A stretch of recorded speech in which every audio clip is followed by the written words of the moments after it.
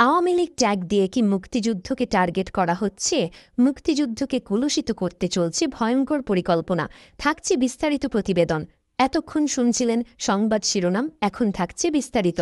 মুক্তিযুদ্ধ নিয়ে কথা বললেই আওয়ামী লীগ ও ফ্যাসিস্টের দোসর বলে তোকমা দেওয়া, সামাজিক মাধ্যমে হেনস্থা, এমনকি ব্যক্তিগত আক্রমণের অভিযোগ শোনা যাচ্ছে। জুলাই গণঅভ্যুত্থানের পর থেকে মুক্তিযোদ্ধাদের নিয়ে বিতর্ক, মুক্তিযুদ্ধের মুরাল বা ভাস্কর্য, এমনকি জাদুঘরের ওপর হামলার মতো বেশ কিছু ঘটনাও ঘটেছে।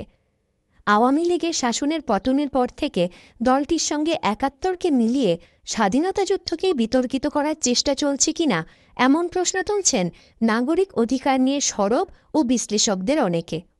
সবশেষ ঢাকায় মুক্তিযুদ্ধ নিয়ে একটি আলোচনা সভায় মব সৃষ্টি করে যাদের হেনস্থা করা হয়েছে তাদেরই নানা ধরনের ট্যাগ দেওয়া এবং মামলা দিয়ে জেলে পাঠানোর ঘটনা আলোচনা সমালোচনার জন্ম দিয়েছে।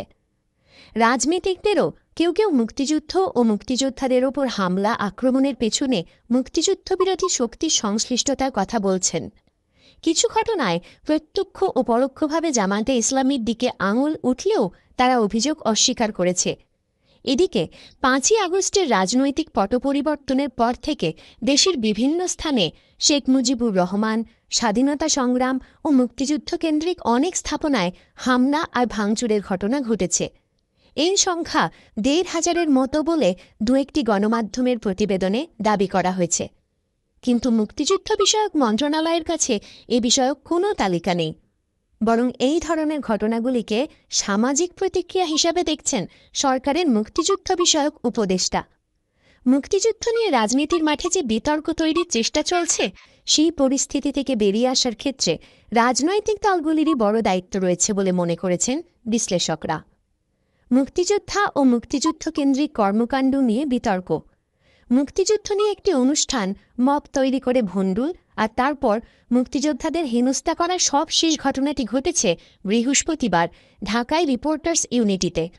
মুক্তিযুদ্ধ আর সংবিধান বিষয়ক এক আলোচনা সভায় অংশ নেওয়ার পর দলবদ্ধ বিশৃঙ্খলা বা মব তৈরি করে হেনস্থা করা হয় মুক্তিযোদ্ধা লতিফ সিদ্দিকীকে। অভিযোগ তোলা হয় যে তিনি আওয়ামী লীগের এমপি, মন্ত্রী ছিলেন এবং ফ্যাসিস্টের দোসর, অথচ ২০১৫ সালেই তাকে দল থেকে বহিষ্কৃত করে আওয়ামী লীগ। জুলাই আন্দোলনের শুরুর দিক থেকেই দেন সরাসরি সমর্থন। আয়োজনে উপস্থিত অন্যদেরও দেওয়া হয় আওয়ামী লীগ ও ফ্যাসিস্টের দোসরের মতো নানা ট্যাগ। মব সৃষ্টি করা ব্যক্তিদের বিরুদ্ধে এখনও পর্যন্ত কোনো ব্যবস্থা নিতে না দেখা গেলেও হেনস্থার শিকার ব্যক্তিদের বিরুদ্ধে দেওয়া হয় সন্ত্রাস বিরোধী আইনে মামলা, নেওয়া হয় কারাগারে। শুধু এই ঘটনাই নয়, জুলাই গণ অভ্যুত্থানের পর মুক্তিযুদ্ধ কেন্দ্রিক স্থাপনা বা মুক্তিযোদ্ধাদের আক্রান্ত হওয়ার বেশ কিছু খবর সামনে এসেছে। উদাহরণ হিসেবে বলা যায়, গত বছর ডিসেম্বরে কুমিল্লায় এক মুক্তিযোদ্ধার গলায় জুতার মালা পরানো হয়, হামলা করা হয় তার বাড়িঘরে। একই মাসে হাতিয়ায় মুক্তিযোদ্ধার ওপর হামলা মামলা প্রত্যাহার করা না হলে প্রাণনাশের হুমকি দেওয়া হয়। রাজশাহীতে প্রয়াত এক মুক্তিযোদ্ধাকে বৈষম্য বিরোধী আন্দোলনে হামলার আসামি করা হয়। চাঁপাইনবাবগঞ্জে মুক্তিযোদ্ধা সন্তান কমান্ডের অফিসে হামলা চালিয়ে ভাঙচুর করা হয়।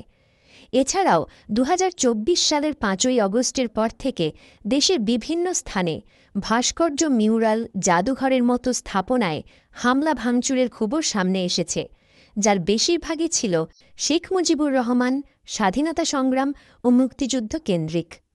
ভেঙে ফেলা মুক্তিযুদ্ধ কেন্দ্রিক ভাস্কর্যের জায়গায় ঝালকাঠিতে বসানো হয়েছে কোরআনের ভাস্কর্য। এমনকি ঢাকার বিজয় সরণিতে শেখ মুজিবুর রহমানের ভাস্কর্য ভাঙা হলেও ৫২র ভাষা আন্দোলন থেকে ৭১-এর স্বাধীনতা যুদ্ধ পর্যন্ত বাঙালির মুক্তি সংগ্রামের মিউরাল সংবলিত ৭টি দেয়াল কিছুটা অক্ষত ছিল। কিন্তু সিটি কর্পোরেশনের পক্ষ থেকে পরে সেটিও ভেঙে ফেলা হয়। একই জায়গায় জুলাই আন্দোলনে নিহতদের জন্য ভাস্কর্য নির্মাণের খবরও এসেছে গণমাধ্যমে।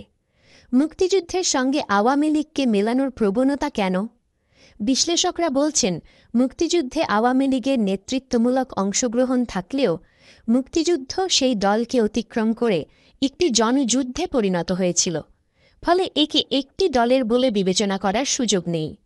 তবে আওয়ামী লীগ দীর্ঘ সময় মুক্তিযুদ্ধকে দলীয়করণ করেছে, মুক্তিযুদ্ধকে বর্ম হিসেবে ব্যবহার করে জনবিরোধী অনেক কাজ করেছে।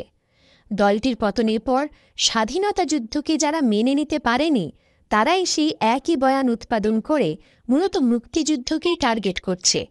জাহাঙ্গীরনগর বিশ্ববিদ্যালয়ের সাবেক শিক্ষক অধ্যাপক আনু মোহাম্মদ বিবিসি বাংলাকে বলেন, যারা মুক্তিযুদ্ধকে আক্রমণ করতে চায় তাদের জন্য এটা খুব সহজ যে আওয়ামী লীগ বিরোধিতার নামে তারা মুক্তিযুদ্ধকেই খারিজ করে দিতে চায় এবং সেই চেষ্টাই তারা করছে এখন পর্যন্ত।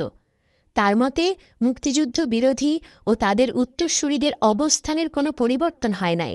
সেই কারণে মুক্তিযুদ্ধকে আক্রমণ করা তাদের প্রতিহিংসার মধ্য থেকে আসে এবং একই সঙ্গে তাদের মতদর্শিক অবস্থানকে সামনে আরও অগ্রসর করার জন্য তারা একটা রাজনৈতিক অস্ত্র হিসেবে এটাকে ব্যবহার করে। অনেকটা একই কথা বলছেন সাবেক সচিব আবু আলম মোহাম্মদ শহীদ খান। যারা মুক্তিযুদ্ধের বিরোধিতা করেছেন এবং সেই সময়ে হানাদার পাকিস্তানি বাহিনীকে সহযোগিতা করেছেন তারাই নতুন বয়ান তৈরি করার চেষ্টা করছেন। ৭১-এ তাদের যে ভূমিকা, যুদ্ধাপরাধ অথবা তারা যে অন্যায়ের সাথে যুক্ত ছিলেন সে অন্যায়কে মুছে ফেলার জন্য তারা ৭১-কেই মুছে ফেলার চেষ্টা করছেন, বলেন তিনি। আঙুল উঠছে জামায়াতে ইসলামের দিকে। কয়েকদিন আগে ছাত্র জনতার আন্দোলনে জামায়াত শিবিরের ভূমিকা নিয়ে বিতর্কিত মন্তব্যের পর মুক্তিযুদ্ধ ও বিএনপি নেতা ফজলুর রহমানের বাসার সামনে মব তৈরি করা হয়। একইভাবে সামাজিক মাধ্যমে মুক্তিযুদ্ধ নিয়ে আলাপ তুললে কাউকে আওয়ামী লীগের দোষার ট্যাগ দিয়ে হেনস্থা ও ব্যক্তিগত আক্রমণের অভিযোগও শোনা যাচ্ছে। এসব ঘটনার পেছনে প্রত্যক্ষ ও পরোক্ষভাবে মুক্তিযুদ্ধ বিরোধী শক্তির সংশ্লিষ্টতার অভিযোগ তুলছেন অনেক রাজনীতিক ও বিশ্লেষক। অভ্যুত্থানের পরে অ্যান্টিফোর্স যারা থাকে, যেমন জামায়াত, যারা স্বাধীনতার বিরোধিতা করছে, দেখা যায় এই ধরনের উগ্রপন্থীদের উত্থান হয়। তারাই আজ এই কাজগুলো করছে। বিবিসি বাংলাকে বলেন বিএনপির জাতীয় স্থায়ী কমিটির সদস্য ইকবাল হাসান মাহমুদ টুকু। এর আগে গত মার্চে এক অনুষ্ঠানে অংশ নিয়ে জামায়াতে ইসলামের দিকে ইঙ্গিত করে বিএনপি মহাসচিব মির্জা ফখরুল ইসলাম আলমগীর বলেন, যারা সেদিন মুক্তিযুদ্ধের সময় সেই হত্যাযজ্ঞে সহযোগিতা করেছিল তারা এখন গলা ফুলিয়ে কথা বলে। ইতিহাস ইতিহাসই, ইতিহাসকে বিকৃত করতে পারবে না। অবশ্য অভিযোগগুলো অস্বীকার করছে জামায়াতে ইসলামী। দলটির কেন্দ্রীয় নেতা মতিউর রহমান আক্কুন দাবি করেন এটার সাথে জামায়াতে ইসলামের কোনো সম্পর্কই নেই। জামায়াত মুক্তিযুদ্ধ মুক্তিযোদ্ধাদের কখনো বিতর্কিত অসম্মানিত করার কোনো কাজ কথাবার্তায় প্রকাশ করে নাই। জামায়াত এই ধরনের নোংরা রাজনীতি করে না, বলেন তিনি। বরং বিগত ৫৪ বছর যাবৎ মুক্তিযুদ্ধ নিয়ে যারা রাজনীতি করেছেন তারাই মুক্তিযুদ্ধ ও মুক্তিযোদ্ধাদের সবচেয়ে বেশি অসম্মানিত করার চেষ্টা করেছে বলে মন্তব্য করেন তিনি। সরকারের ভূমিকা নিয়ে প্রশ্ন। ৫ই আগস্ট শেখ হাসিনার সরকার পতনের পর দেশের বিভিন্ন জেলা উপজেলায় মুক্তিযুদ্ধের ভাস্কর্য, মিউরাল ও জাদুঘর ভাঙার খবর আসে, যা পরবর্তী সময়েও কোথাও কোথাও ঘটেছে। তবে এই সংখ্যাটা কত তা নিয়ে কোনো তালিকা নেই